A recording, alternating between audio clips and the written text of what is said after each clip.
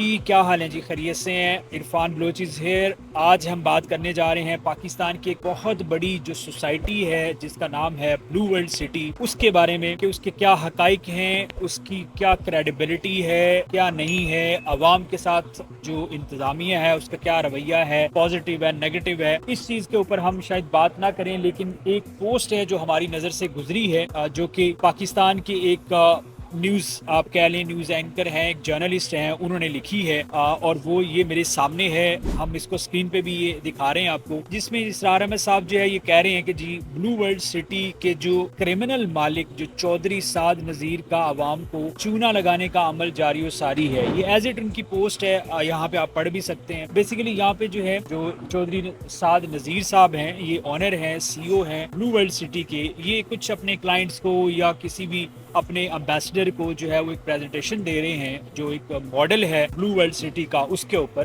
तो इन्होंने ये पूरी एक पोस्ट लिखी है, उसका मैं आपसे जो है वो एक समरी जो है प्रिसाइज आपके सामने रखता हूँ, और फिर उसको हम कंपैरिजन करेंगे कि ये हमारे कंट्री में, पाकिस्तान में ये कैसे इसको देखा जाता है। जो सोसाइटीज की एक बहुत ज्यादा दौड़ लगी हुई है और उसमें बहुत ज्यादा हमारे जो लोग हैं वो भी बहुत ज्यादा इम्पैक्ट होते हैं। तो इस सारी चीज को हम देखेंगे और इसीलिए जो है आप कनेक्ट रहिएगा। फिर हम इसको कंपैरिजन करेंगे कि जो ग्लोबल वर्ल्ड है, जिसमें दुबई भी है, टर्की है, जॉर्जिया है, न्यूयॉर्क है, कनाडा है, ये वो मार्केट्स हैं जहाँ पे रियल एस्टेट की बहुत अच्छी अच्छी अपॉर्चुनिटीज हैं। तो कंपेयर करेंगे पाकिस्तान के साथ, तो वहाँ पे ये मामला कैसे हैं। सबसे पहले तो जो ये पोस्ट लिखी है इन्होंने, उस पे इन्होंने, हो सकता है इनके कोई पर्सनल मैटर्स हों, I am not going to dig into that, but एक जर्नल ये है। और फिर उसके बाद अगर हम बात करें इस पोस्ट के बाद, पहले तो पोस्ट में उन्होंने क्या कहा है, पोस्ट में उन्होंने ये कहा है कि ये जो चौधरी साद नज़ीर है ये अवाम को चूना लगा रहे हैं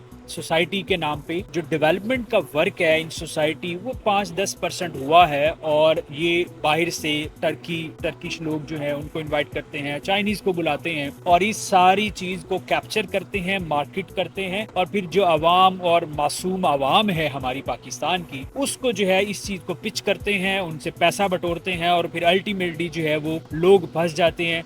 तो वो एक जो प्लॉट है, जो 5-5 मरले का वो प्लॉट है, वो करोड़ों रुपए, अरबों रुपए जो है उससे कमा रहे हैं, जो कि एक लास्ट 5-10 साल से ये प्रोजेक्ट चल रहा है और अभी तक किसी भी कंप्लीशन पे नहीं जाए। अब इसके ऊपर हम जरा ना बात करते हैं कि ये बेसिकली जो कम्युनिटी डेवलपमेंट है, इसका प्रोसेस क्या होता है, आपको कैसे लेके चल रहे हैं। और फिर उसके बाद कुछ लोग हैं जिन्होंने नीचे कॉमेंट्स भी किए हुए हैं कि जी बिल्कुल आप ठीक कह रहे हैं, 300 साल बाद ठीक होगा जी। ये लोग गवर्नमेंट से मिल के अवाम को प्लॉट बेच के बाद में गवर्नमेंट इसको इलीगल बना के सोसाइटी को डिमोलिश कर देती है। तो ये बेसिकली लोग हो सकते हैं कि कोई इफेक्टी हो, किसी के साथ ऐसा कोई एक्सपीरियंस हुआ हो, इसलिए वो लोग ऐसी बात कर रहे हैं। तो लेकिन हम इसके ऊपर बात करेंगे कि आखिर ये रियलिटी है क्या। देखिए, ये सोसाइटी एनओसी लीगल है नहीं है, क्या है, हम कोई डिबेट में नहीं जाएंगे।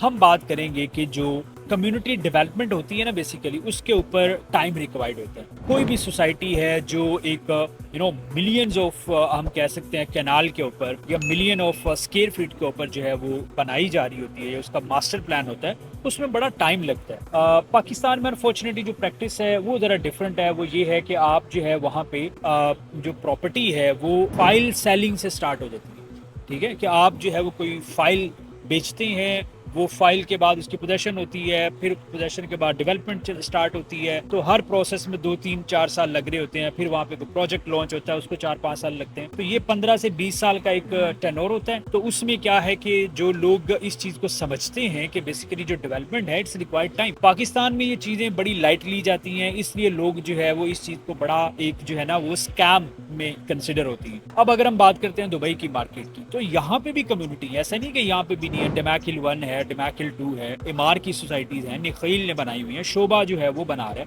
अब ये क्या करते हैं, देखिए कम्युनिटी ये भी लॉन्च करते हैं, बट उसका ये मतलब नहीं है कि सारी कम्युनिटी। अब देखें, अगर फॉर एग्जांपल डमैक एक बड़ा डेवलपर है, उसकी एक कम्युनिटी है वो 55 मिलियन स्क्वायर फीट के ऊपर है। अब एक दिन में या एक साल में या 2 साल में या 5 साल में डेवलप नहीं हुई।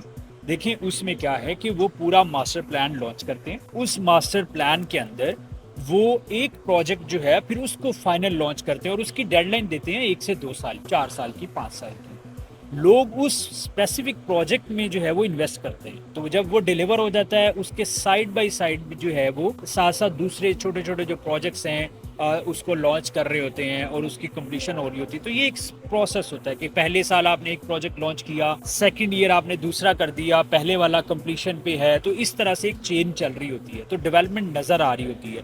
और विद इन 7-8 ईयर 5 ईयर जो है वो आपकी सोसाइटी में 90% 80% जो प्रोजेक्ट्स हैं वो कंप्लीट होते हैं। तो लोग जो है, अगर वो रेजिडेंशियल पर्पज है तो लोग रहना शुरू कर देते हैं, कमर्शियल पर्पज है तो लोग वहाँ पे अपना बिजनेस शॉप्स वो सारी कर रहे होते हैं, रिटेल शॉप। तो ये एक वो मॉडल होता है जिसमें जो है हमेशा सूटेबल रहता है कि आपकी जो सोसाइटी की डेवलपमेंट है वो स्टेप बाय स्टेप हो रही है। आपकी जो इन्वेस्टमेंट है जो आप रेजिडेंशियल में कर रहे हैं, एक प्रोजेक्ट में जो लॉन्च हुआ पहले साल वो दूसरे साल कंप्लीट हो रहा है, तीसरे साल हो रहा है, तो वो स्टेप बाय स्टेप हो रहा है। यहाँ पे दुबई में एक जेवीसी है, जो मेरा विलेज सर्कल एक कम्युनिटी है, उसमें प्रोजेक्ट जो हैं वो आए दिन लॉन्च हो रहे होते हैं, आए दिन प्रोजेक्ट की कंप्लीशन भी हो रही है। तो एक प्रोसेस, एक स्टेप्स हैं वो चल रहे हैं। तो लोग जो है वो इन्वेस्ट कर रहे हैं, जिसने अगर कोई वेट कर सकता है 3-4 साल तो वो नए प्रोजेक्ट में इन्वेस्ट कर लेगा, और वो लोग जो वेट नहीं कर सकते वो जो डिलीवर हो चुका है प्रोजेक्ट उसमें इन्वेस्ट कर लेगा। और वो लोग जो चाहते हैं कि उनको 6 माह 7 माह साल के बाद प्रोजेक्ट डिलीवरी हैंड ओवर हो जाए, तो वो उस प्रोजेक्ट में इन्वेस्ट करते हैं जो कि ऑलरेडी स्टार्टेड हुआ है, लेकिन वो 3-4 माह में 6 माह में वो हैंड ओवर होने वाला। तो ये जो प्रैक्टिस है ये दुनिया में हर तरफ ऐसे ही होती है। कोई भी मैस डेवलपमेंट है तो वो एक साथ एक जल्दी नहीं हो जाती।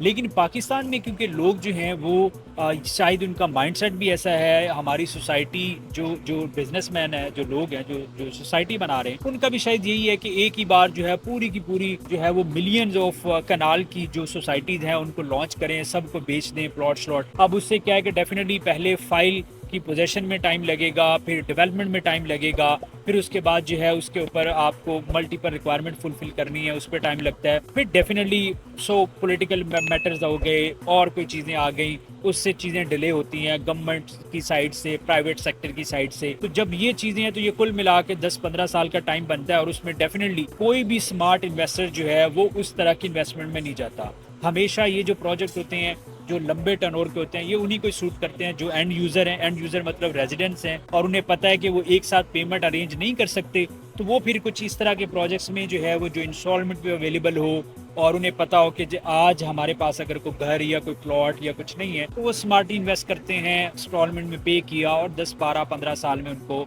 वहाँ पे कोई प्लॉट मिल गया, वहाँ पे उन्हें रेजिडेंस बना लिया और कुछ इस तरह तक। तो ये चीज़ें हैं, ये अनफॉर्चुनेटली पाकिस्तान में कुछ एक्सरसाइज इनकी ज़्यादा हो रही है। और अगर ये चीज़ें हमारे क्लियर हो जाएं, ठीक हो जाएं, तो ऑनेस्टली आपको बताऊं कि दुबई जैसे कंट्री में जहाँ के जो पाकिस्तानी इन्वेस्टर है वो 6ठे नंबर पे आता है कि दुबई में जितनी रियल एस्टेट में इन्वेस्टमेंट होती है उसमें जो 6th बिगेस्ट हाईएस्ट इन्वेस्टर्स हैं वो पाकिस्तानी। तो ये डेफिनेटली अगर इनका वही ट्रस्ट हमारे कंट्री में हो, पाकिस्तान में हो, तो why not, they will definitely invest. ठीक है, अपने कंट्री में इन्वेस्ट करेंगे, उसकी इकोनॉमी भी बढ़ेगी।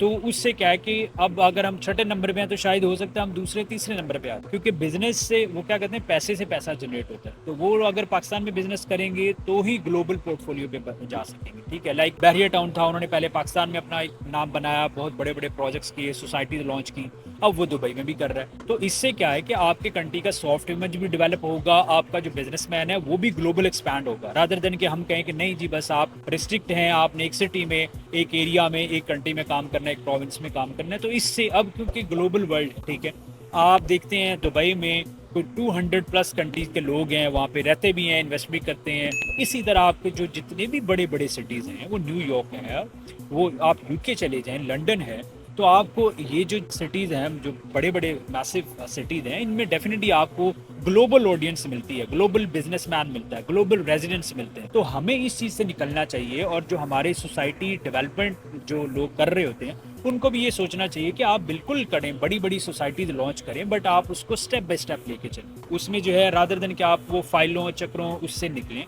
प्रोजेक्ट वाइज चलें, जैसा कि दुबई में प्रैक्टिस होती है। यहाँ पे तो 40-50 फ्लोर्स की जो बिल्डिंग है वो 14 माह में डिलीवर हो जाती है, लॉन्च होती है और हैंड ओवर हो जाता है फर्निश के साथ। तो जब ये करेंगे, लोगों का ट्रस्ट बहाल करेंगे, तो फिर इस तरह के कमेंट्स, ये जो आप देख रहे हैं स्क्रीन के ऊपर, ये आपको पढ़ने को नहीं मिलेंगे। जो लोग नीचे कमेंट्स कर रहे हैं ये भी नहीं आपको मिलेंगे।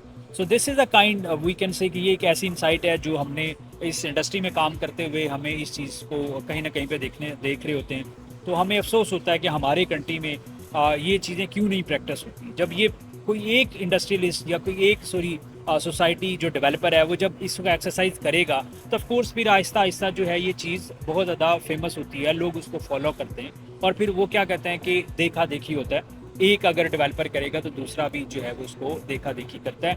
द रीज़न इज़ अल्टीमेटली जिससे लोगों का बेनिफिट हो, बिजनेसमैन का बेनिफिट हो, लोग उसी तरफ जाते हैं, सोसाइटी उसी तरफ मूव करती है। So for now we have to wrap it here. हम किसी के ऊपर कोई नेगेटिव कमेंट नहीं कर रहे कि वो क्या है वहाँ पे उसका स्टेटस, वो जिन लोगों ने इन्वेस्ट किया है उनको खुद पता है कि क्या है।